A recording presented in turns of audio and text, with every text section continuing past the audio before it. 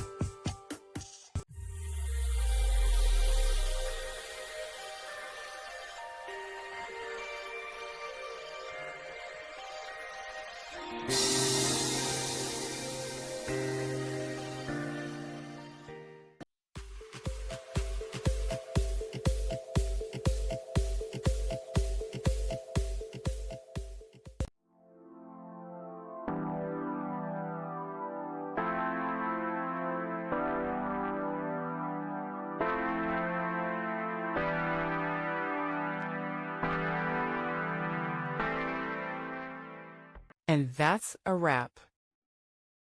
I hope you found the answer you were looking for.